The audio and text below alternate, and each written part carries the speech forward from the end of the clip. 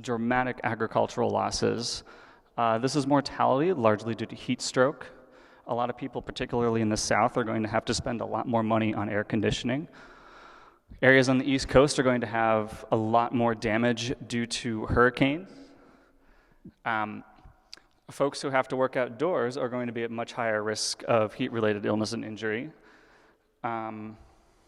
Property crime is likely to get higher. Violent crime is likely to get higher. And when you tally up all these damages, especially in the South, they're quite high, getting up to close to 25 or 30% of the total GDP of those counties. So it's no small cost that we're dealing with here. So that brings us to the idea of co-benefits and thinking again about what pollution is. So looking at this coal-fired power plant here, it's emitting greenhouse gases. These are things like carbon dioxide, methane, nitrous oxide, and a whole series of other pollutants that are related to climate change. They're also emitting a lot of other air pollutants like NOx, SO2, particulates. These are things that lead to soot and smog and that kind of thing, and related to health effects like respiratory disease, cardiovascular disease, and premature death. So the nice thing about these two very bad things coming from the same place is that when you do something to reduce carbon emissions, you're also reducing the air pollution emissions for health effects they're worried about. So when you reduce these, you can also have fairly large, there we go, sorry. Very large benefits for public health. So this is what particulate matter looks like. The schematic here, everybody at Harvard is sick of seeing this because it's the one everybody uses all the time. But basically, these are particles that are small enough that you can fit 20 of them on the width of a human hair. That size is important because it means they're able to get deeper into your lungs, they're able to cross the barrier between lungs and blood and get into your bloodstream. And because they're so small, there's a lot more active surface area that's able to react with your lungs, it's able to react with your, the walls of your blood vessels and can contribute to inflammation, respiratory disease, increasing blood pressure, risk of heart attack, stroke, and all kinds of other diseases like that. And there's even some emerging research showing that air pollution increases the risk of autism and Alzheimer's. And this is, this here is what one of these particles looks like underneath a scanning electron microscope. So this one was picked up near a coal-fired power plant. So those are actual pointy little things, or little sulfur crystals that have come out of the coal-fired power plant. So that's a little bit about some of the health effects. Next, I'm going to talk a little bit about sort of air pollution and its movement. Especially in my work, a lot of what we do is looking at modeling, since there's plenty of evidence showing that air pollution is bad for us. The questions I'm more interested in asking are, what happens if we change something? So to do that, we use a lot of models because I can't observe the future because it hasn't happened yet, so I have to ask a computer to predict it for me. And this is what one of these models look like. So here, what you're seeing, this is from NASA. They have some pretty awesome stuff. It's a model of air pollution transport throughout the globe. So this orange stuff here you can see is dust blowing off the Sahara, which can make its way all the way to the United States. Here, this burst of white over Eastern Europe and Germany is largely related to sulfur emissions from coal-fired power plants there, and you can see it kind of sometimes get stuck or sometimes get blown into areas like Ukraine and Russia. So this is going to spin over to, what's next? China, that's right. So this was in 2006, so this was before the giant air apocalypse there. But you can see with the coal-fired power plants in the valley that it's in, you can see the meteorological conditions that Beijing, huge episodes of air pollution that they have had and have been having. This is a forest fire in Indonesia, affecting multiple islands there and getting into Singapore. This here is a lot of just burning in Australia. And you can see the pollution here from, I always forget the name of the city, I think it's Canberra, getting caught up in the circulation around Antarctica. So the pollution happening in Australia certainly makes its way to New Zealand, and some of it can make its way all the way into Patagonia here. And similarly, the air pollution happening down here in Argentina is capable of getting caught up in these storms and making its way into South Africa. So in terms of air pollution, we really are all neighbors, breathing each other's stuff. This is going to swing over to Africa now. That's a volcano. And a lot of this here is burning for cooking and also for clearing of land for agriculture. So they use fire to clear the land in preparation for the next round of crops. And you can see, again, some of the smoke from this is able to make its way across the Atlantic and affect areas like Venezuela and Colombia. Here we're going to swing over to North America. There's a little bit of sulfur coming off of, I believe those are oil power plants in Mexico. And you can see a lot of pollution coming from the United States getting caught up in winds, getting blown over to Europe. And then this is going to swing over back to China.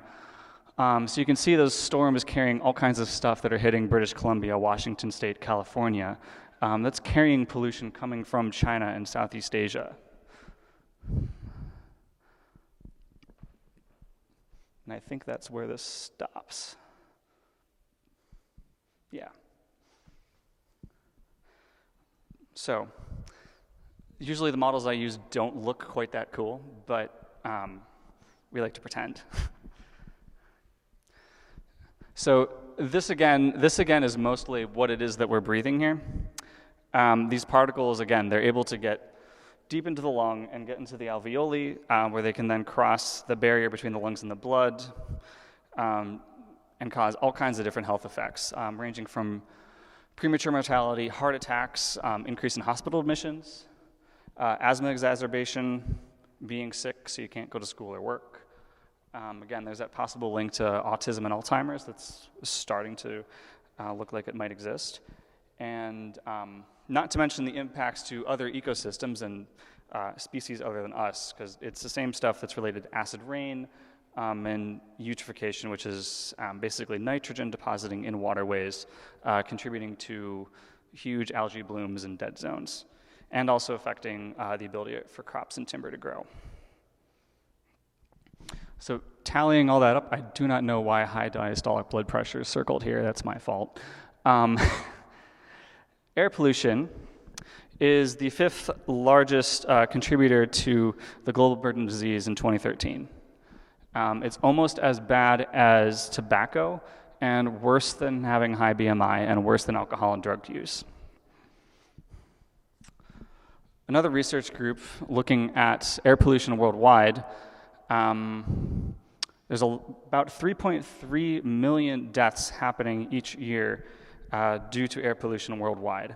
Most of these are occurring in China, in India, some areas in Europe, a lot in Africa, and some in the US as well, areas downwind of the largely coal-producing areas.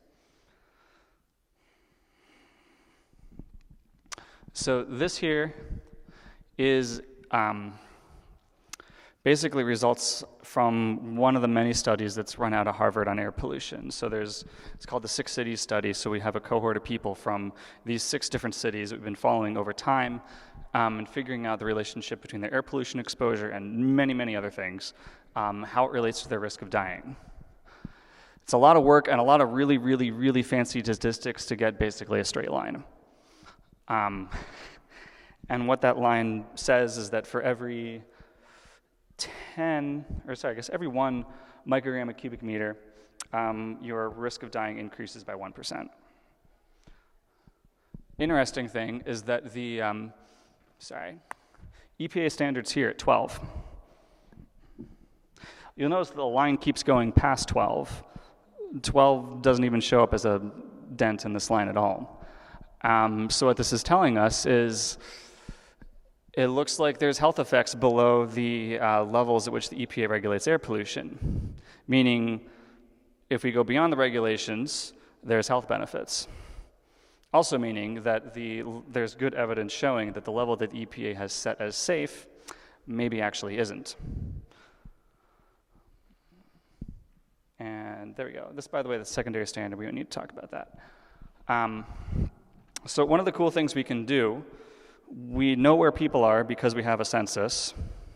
We know the relationship between getting exposed to air pollution and your risk of dying.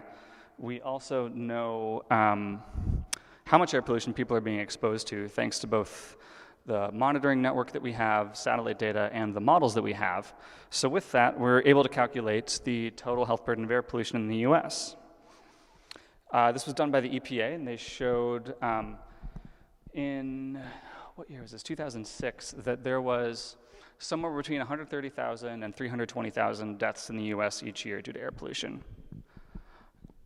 Beyond that, there was about 180,000 non-fatal heart attacks, 200,000 ER visits, 2.5 million asthma attacks, basically, and 18 million lost days of work.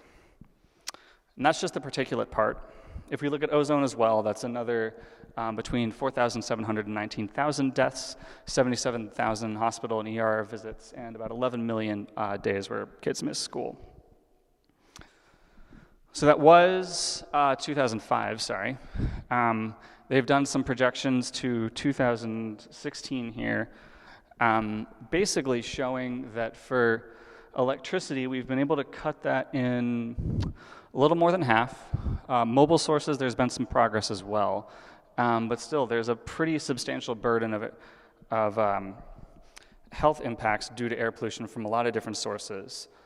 So rather than electricity generation being the main one, it's now these area sources, which is a whole variety of different things. Next is vehicles, and then after that is mobile sources, so that's cars, and things coming in from across the border and across the ocean. So that is a short version of the long history of science of air pollution. So next, I'm going to talk a little bit about how we use this in this idea of co-benefits. So again, remembering that when we do things that cut carbon, we're also affecting sources that emit all this other stuff.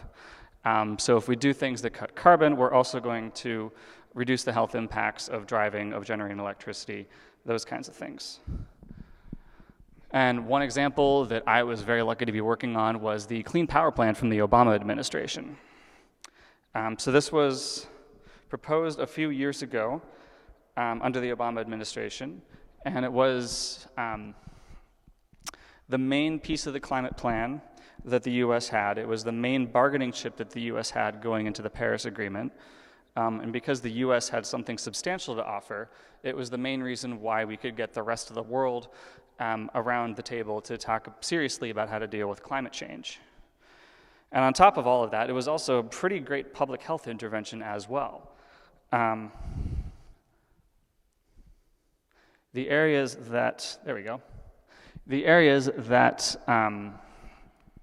would benefit from this were mostly areas in the along the Ohio and Mississippi River valleys here. So what this map is showing is the change in air quality due to the clean power, one of the options for the Clean Power Plan. So basically the areas that are in brown, they had fairly high reductions in air pollution. Areas in green didn't have as much. So you can see, again, mostly areas where there's a lot of coal generation, so everything from Pennsylvania to Illinois down to Texas, they had a lot of benefits. This is particulate. This is the same map for ozone. It looks a little bit different, largely because the meteorology is a lot different out in the west. But it's the same basic pattern where it's most of the eastern states and the mountain states seeing a lot of the air quality benefits. And what we showed was that the Clean Power Plan, it would save about 3,500 lives a year. The leading state was actually my home state of Pennsylvania, but also states in the Midwest and the Great Lakes like Ohio, Michigan, Illinois, Texas, some in California, and a good bit in Colorado as well. This is the same map looking at hospital emissions avoided. You can see that the The distribution changes a little bit because of the baseline health rates of the different states are a bit different, but it's still basically the same states popping out. So Pennsylvania, Ohio, Michigan, Illinois, Texas, Colorado. When you put that in monetary terms, what you end up getting is that in terms of health benefits, most everybody in the country got close to $100 in health benefits each year. And when you slice it up in terms of regions, most areas had more benefits than cost within 5 years. Just looking at the health co-benefits, not talking about the benefits of having a more stable climate. So one of the lessons that this showed was that the policy choices that we make really, really matter. This scenario 2, which was the one of the 3 we did that looked the most like the Clean Power Plan, for every 1 million tons of carbon you cut, you'd end up saving about 6.5 lives. This one should say 3.6 per million tons. And then this scenario 1, is fairly interesting. This one, you'd actually end up on net killing 1 person per 5 million tons of carbon you cut. What was going on there was the only options available were to make power plants more efficient. When power plants are more efficient, they run more cheaply. Especially the coal ones ran more cheaply. So when the coal plants run more cheaply, they run more often. When they run more often, they emit more. When they emit more, you have more air pollution. And we don't really know what the present administration is going to do, but there is rumors floating around that they're going to move from this option to this option. But for now, the Clean Power Plan is still stuck in DC District Court. So I've shown you that there's health benefits to policies for cutting carbon. So you might be asking yourself, does the same thing apply to renewable energy? Yes, it does. It applies to things like wind and solar. It also applies to making the transmission more efficient, making web servers more efficient, very interestingly. So Amazon, Google, Facebook, Instagram, LinkedIn, whatever, all that good stuff. More efficient computer servers, you can have the same benefits.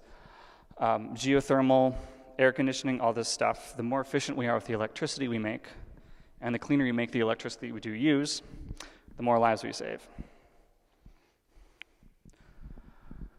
And to make things even more interesting and complicated, it's not even depending on where you are.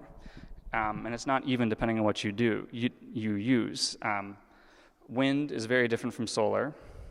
Wind and solar is very different from energy efficiency. And the grid is different in different places.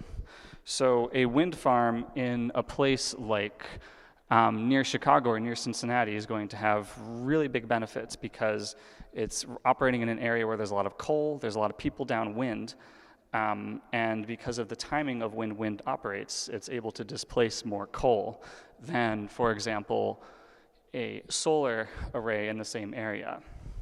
Because it operates at a different time of day, you're knocking off a different plant with a different pattern of people downwind.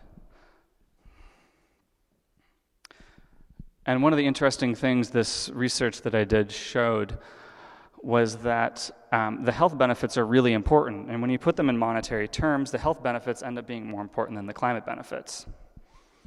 And again, it varied a lot depending on where you were. So generally doing wind and this 24/7 efficiency measure usually ended up having a lot more benefits than things like air conditioner efficiency and things like solar, because these two things were able to hit coal.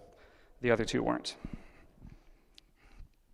So one of the cool things you can do with this is, rather than just look in mass how much it would save from a modeled power plant, one of the things you can do is put it in terms of the amount of electricity it produces.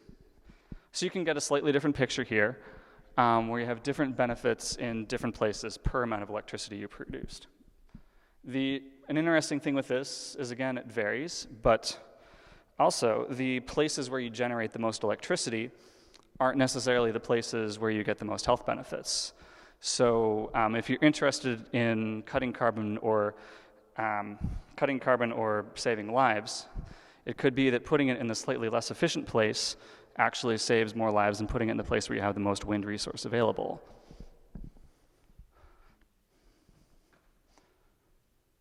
But one of the interesting things you can do when you start putting these things in monetary terms is compare it to the levelized costs. So this is the installation cost, the operating cost, the decommissioning cost, every single cost you can think of, splayed out through some financial model over the lifetime down to basically how much it costs per megawatt hour of electricity it produces.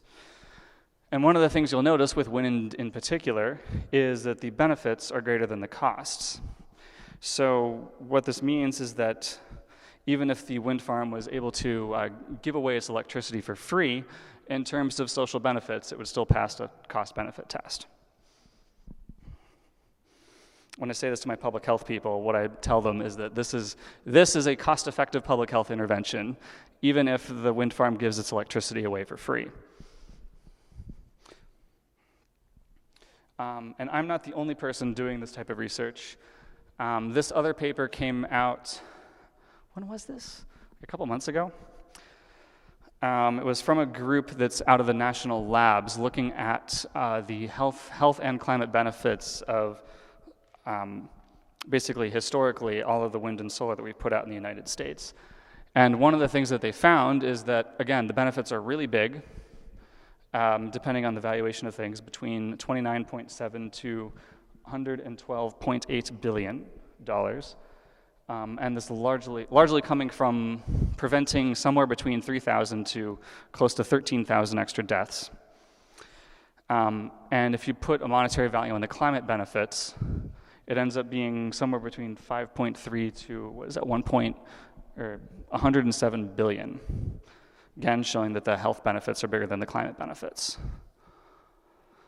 Another piece of research I did showed that it doesn't only apply to wind and solar on land, it also applies to wind and solar in the ocean as well. So when we looked at the lives that would be saved by building out offshore wind in New Jersey and Maryland, since at the time a few years ago when I did this, these areas were going to be opened for lease. They now are, so they're being actively developed now. The lives saved would be fairly substantial, but vary depending on where you are. So the biggest one, this 3,000 megawatt, which if I'm doing the math right is about 500 offshore turbines, would save about 55 lives each year. From the previous paper, those other wind farms, so these are probably 200 turbine-ish, around Chicago and Cincinnati would save up to about 21, 22 lives a year. So again, kind of what you're seeing here is there's a lot of differences in different regions based on both who's downwind, what power plants you're displacing, and what time of day. So after doing a lot of this work, I was approached to try to apply some of the same logic to this. At the time, the bill S-1747 by Michael Barrett. And what this would do would, assuming it was actually enacted starting in 2017, apply a carbon price of $10 a ton and increase by $5 a ton per year until it hit this plateau price of about $40 a ton, which at the time we assumed would happen in 2023. And this is what the results looked like. There was about, from 2017, so this year, assuming it was implemented this year, to 2040, it would save somewhere between, that should say 82 and 590 lives a year. Or not lives a year, lives over the course of those 23 years. About 26 respiratory hospitalizations avoided, 28 cardiovascular hospitalizations avoided, 20 heart attacks, and the health benefits, depending on whether you want to discount this or not, 2.9 billion or 2 billion. Here's the lives saved. Ended up being, when the policy was in full effect, ended up being about 16 or 17 lives saved each year. When we broke things out by fuel, that's too complicated, so we'll do this. Most of the lives saved ended up coming from reductions in emissions from vehicle transportation, with a little bit coming from reductions in use of